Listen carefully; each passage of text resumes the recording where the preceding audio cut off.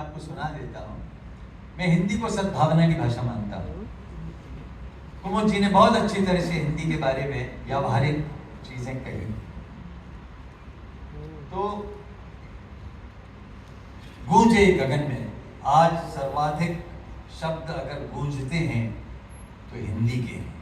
भले ही आप कहिए तीसरे नंबर पे है, चौथे नंबर पे है, दूसरे नंबर पे है, लेकिन बोली जाने वाली भाषा के तौर पर यह सबसे ऊपर है, क्योंकि हिंदी एक नहीं है। एक है तमिल हिंदी, एक है कन्नड़ हिंदी, एक है मलयालम हिंदी, एक है तेलुगु हिंदी, एक है मराठी हिंदी, गुजराती हिंदी, सब हिंदियां हैं। और आपकी दिल्ली में तो इधर से उधर तक घूम के चले जाइए, आपको तरह तरह की हिंदियां मिलेंगी। ये द्वारका से थोड़ा सा मैं अपनी दाईं ओर जाना शुरू करूँ, हरियाणा आ जाएगा, मिलेगा। और घूम के जाएंगे मॉडल टाउन में तो आपको चांदी चौक की वो हिंदुस्तानी मिलेगी जो हमारे यहाँ 400 साल से चल रही है। और घूम के आएंगे तिब्बत चले जाएंगे, तिब्बती उसमें तो आपको सारी की सारी खासी अंगामी से लेके असमी, बोडो, सारी भाषाएं जो नॉर्थ ईस्ट की हैं वो मिल जाएंगी। फिर और आगे जाएंगे तो पूरी यमुना के क्षेत्र में आपको पूर्विया भाषाएं, मगही होगी, मैथिली होगी, भोजपुरी होगी, वो सारी पूर्वी भाषाएं वहाँ से मिल जाएंगी। थोड़ा और गए जामिया मिलिया इस्लामिया में आपको उर्दू मिल जाएगी। फिर गए आपको ब्रज भाषा मिल जाएगी जो सोरो और कोसी और कामा और मथुरा की ओर जाने वाली। और इधर आएंगे चित्रंजन पार्क आएगा, वहाँ पे आपको बांग्ला मिल जाएगी। आर के पुरम में आपको सारी दक्षिण भारतीय भाषाएं मिल जाएंगी। और ये सारी भाषाएं हिंदी बोल रही है, बिहारी बोल रही है, बांग्ला बोल रही है, बांग्ला लहजे में हिंदी बोली जा रही है। तो आप वहां उसको सुनिए, उससे प्यार करिए। तो यह जो एक नया स्वर आया है हिंदी में अभी पिछले दिनों से, और वो उच्च स्तर पे सोच समझ कर बताया गया है कि गलती एक हो गई कि जब हमने हिंदी को राजभाषा बनाया तो हमें एक दिन नहीं, हमें एक भारतीय भाषा दिवस मनाना चाहिए था।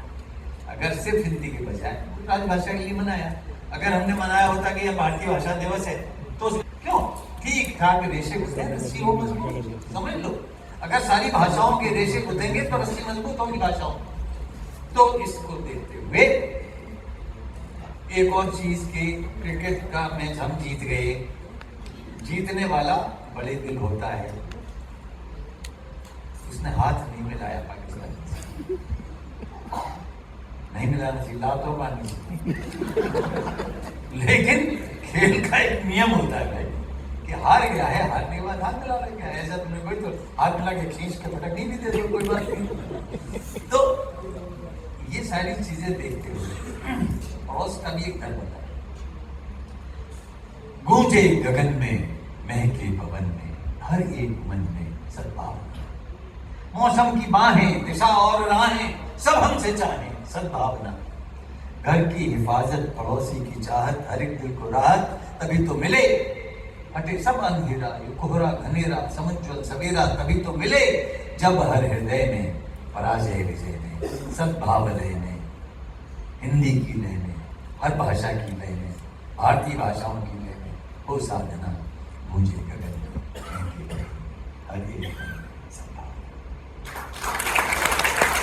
समय की रवानी, फतेह की कहानी, धरा स्वाभिमानी जवानी से, ये गरिमा का पानी, ये गौरव निशानी, सुखी जिंदगानी जवानी से।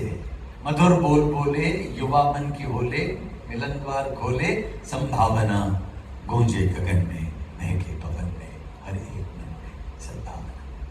और अंतिम है कि हमें जिसने बख्शा, हमारी हिंदी में, हमारी भारतीय भाषा में, हमें जिसने बख्शा भविष्य का नक्शा, समय को सुरक्षा उसी से मिली, कभी कम न होती, कभी जो न सोती, दिए की वो ज्योति उसी से मिली, नफरत थमेगी, मोहब्बत रमेगी, ये धरती बनेगी दिव्यांगना, गूंजे गगन में, महके पवन में, हर एक मन में।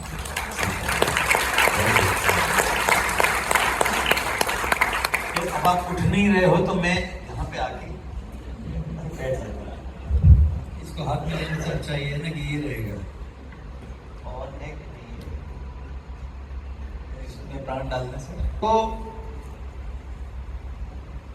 मैं आपको एक कविता जो ताजा लिखी है मैंने, वो सुनाता है।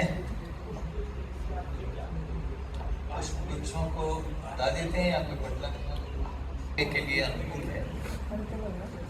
वो शेर ये है कि शेर सुनाने से पहले ये दो शब्द देखिए, दो लोग रुके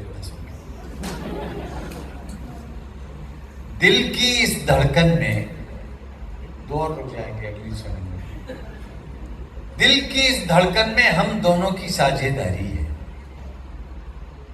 दिल की इस धड़कन में, या कहूं इस दिल की धड़कन में, कौन सा अच्छा है, इस दिल की धड़कन में या दिल की इस धड़कन में? देखिए, इस दिल की नहीं हो सकता है, दिल नहीं होगा तो इस कहां से आए? धड़कन तो दिल से ही जुड़ी है। ऐसे भी सोच सकते हो, वैसे भी सोच सकते हो। ये मैं ऐसे ही सवाल कर रहा हूं जैसे आप कर रहे थे बिना सोचे।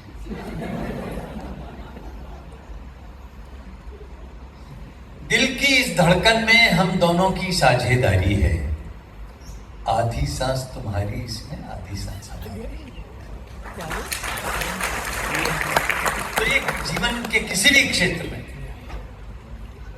अब 75 वर्ष की उम्र में ऐसे सांसों से सांसें मिलाने के जमाने तो गए, लेकिन कोई आप सिद्ध तो कर नहीं सकता कि गए। जीवन के दूसरे क्षेत्रों से आपके साथ साझेदारी हुई है। किसी भी कवि सम्मेलन का, चाहे 10 आए या एक अकेला एकल करे, आधी सांसें उसकी होती हैं और आधी सांसें आपकी तालियों की होती हैं। तब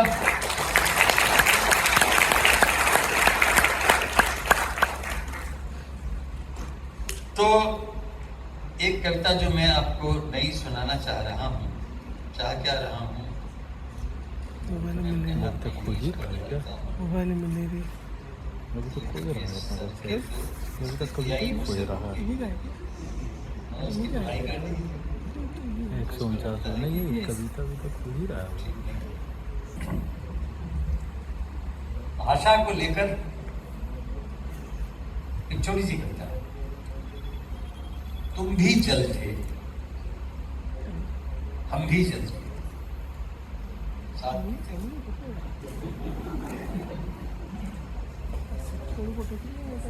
तुम भी जल थे, हम भी जल थे, इतने घुले मिले थे कि एक दूसरे से जलते न थे। तुम भी जल थे, हम भी जल थे, इतने घुले मिले थे कि एक दूसरे से जलते न थे। न तुम खल थे बुरे आदमी, न तुम खल थे, न हम खल थे, इतने खुले खिले थे कि एक दूसरे को खलते न थे।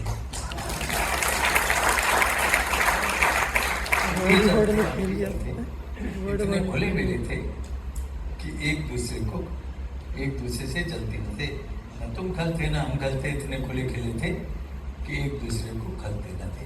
अचानक तुम हमसे जलने लगे तो हम तुम्हें खलने लगे। और आगे की पंक्तियां आपको अच्छी लग सकती है। अचानक तुम हमसे जलने लगे तो हम तुम्हें खलने लगे। तुम जल से भाप हो गए और तुमसे आप हो गए।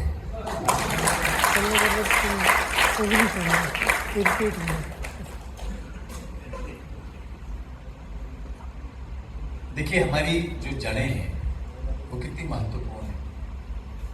जब भी अटक जाती है कोई पतंग वृक्ष के सबसे ऊपर वाले पत्ते के पास, तो जड़ों में कुछ फड़फड़ाता है। छटपटाहट भले ही ऊपर देखे पतंग की, संवेदन तो नीचे तक आता है। तो ऊपर से प्राप्त संवेदनों का हम एक निदान निकालें और इसको निरंतर देखते हैं।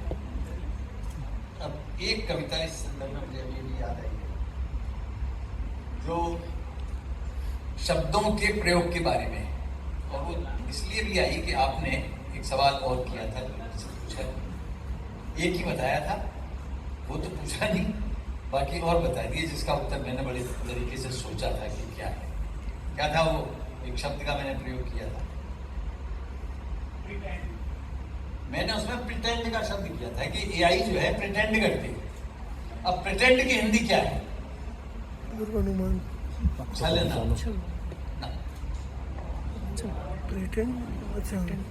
बहानेबाजी। प्रिटेंड करना क्या है? देखिए इसमें बहुत सारी चीजें हैं। सस्टेनेबिलिटी के लिए क्या शब्द है आपके पास?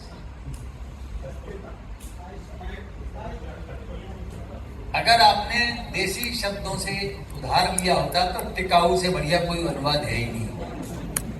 टिकाऊ है, सस्टेनेबल। लेकिन जो शब्द इन्होंने कहा प्रिटेंड करना, प्रिटेंड करने में बहाना बनाना, झूठा बहाना बनाना। फिर अगर आप मुहावरों में जाएंगे तो आप कहेंगे उल्लू बनाना, 30 मार खा बनना, ऊंची छोड़ना। इस तरह के शब्द युग्म आएंगे, एक शब्द आपको नहीं मिलेगा। मानते कोई बात नहीं। तो हम क्यों ऐसा न करें कि जैसे अंग्रेजी ने किया था कि अगर उसके पास कोई शब्द नहीं है तो उसने हमसे ले लिया। हिंदी से कितने शब्द लिए हैं हमसे, कितनी भाषाओं से लिए हैं। अरे हमने अगर ले लिया प्रिटेंड तो क्या उसका पेटेंट था?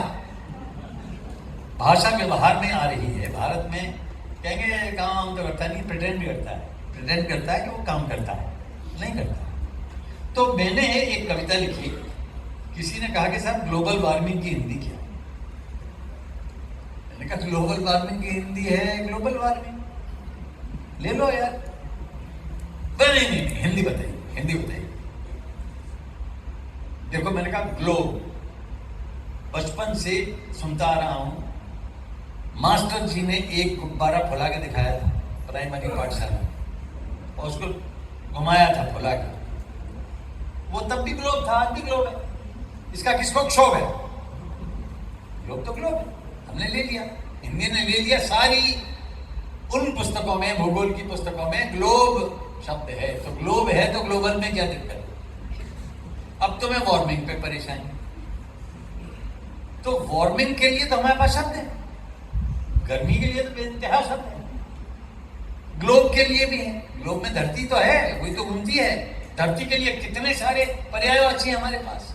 अब दो शब्द युग्म ही तो बनाने हैं, एक तरफ धरती रख दो, एक तरफ गर्मी रख दो। तुम्हें नहीं और कुछ स्वीकार तो चलो ग्लोबल गर्मी कर लो। ग अनुप्रास अलंकार है, गा भी सकते हो ग्लोबल गर्मी, ग्लोबल गर्मी। नहीं माने साहब, बोले नहीं ये नहीं, आप जो है गर्मी तो उर्दू का, गर्मी उर्दू का कब से हिंदी का हो चुका। तो मैंने कहा अच्छा सुनिए, 5 मिनट बाद मुझे फोन करिए, मैं आपको बताता। मैंने अपनी मां संस्कृत से शब्दों की व्युत्पत्ति की क्षमता, दायिनी संस्कृत से हर चीज के धातु रूपों को बनाने वाली और उन धातुओं से शब्दों का निर्माण करने वाली मां संस्कृत से शब्द लिए और मैंने उनको बताया और कहा कि डायरी निकालिए और नोट करिए ग्लोबल गर्मी की हिंदी। अवनि अगन, अचला आतप, धरित्री दाह, स्थिरा संतप्ति विश्व विदाह, भूगोल पट्टिका,